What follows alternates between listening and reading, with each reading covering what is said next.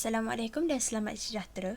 Pada hari ini saya akan menerangkan subjek kimia tingkatan 4, bab 8 bahan buatan dalam industri, subtopik 8.3 bahan seramik dan kegunaannya.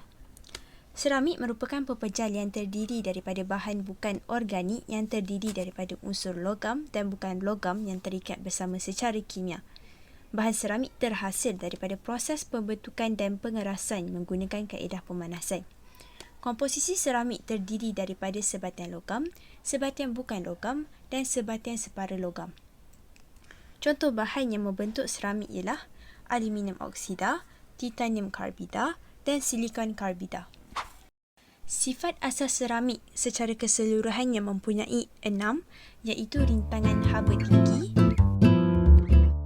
rapuh atau mudah pecah, penebat haba, keras dan kuat,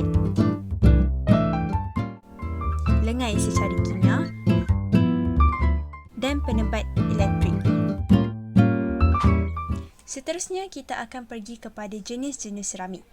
Seramik mempunyai dua jenis, iaitu seramik tradisional dan juga seramik termaju. Pertama, kita akan lihat kepada seramik tradisional. Seramik tradisional diperbuat daripada tanah liat seperti kaolin dengan mencampurkannya bersama-sama air untuk menghasilkan campuran yang lembut dan mudah dibentuk. Kemudian, campuran dibakar pada suhu yang tinggi. Sifat seramik tradisional ialah rapuh, kekuatan yang rendah dan rintangan terhad kepada suhu yang melampau. Kebiasaannya, seramik tradisional digunakan dalam barangan harian seperti peralatan dapur, perkakasan rumah dan bahan binaan. Sebagai contoh, mangkuk, tembikar dan batu-batu.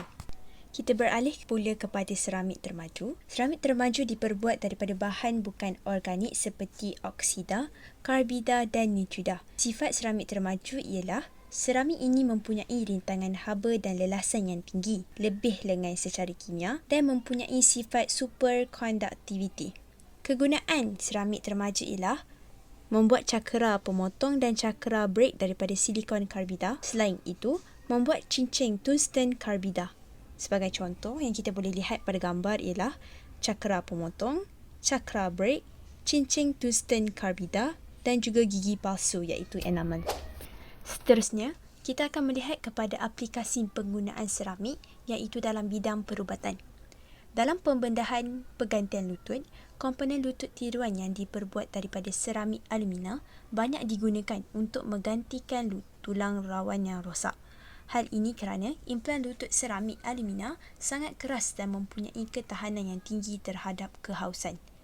Seterusnya, seramik zirkonia digunakan untuk membuat implan gigi bagi menggantikan gigi yang hilang. Ia juga digunakan apabila pesakit alah pada logam.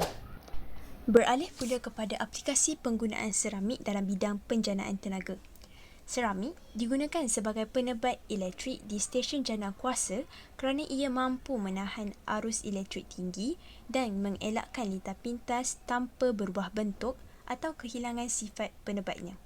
Ini menjadikannya bahan penting untuk meningkatkan kecekapan dan keselamatan operasi jana kuasa. Dalam bidang pengangkutan pula, penggunaan bahan komposit matrix seramik yang ada pada enjin jet membolehkan jet menjadi ringan untuk terbang lebih jauh dan membakar kurang bahan api.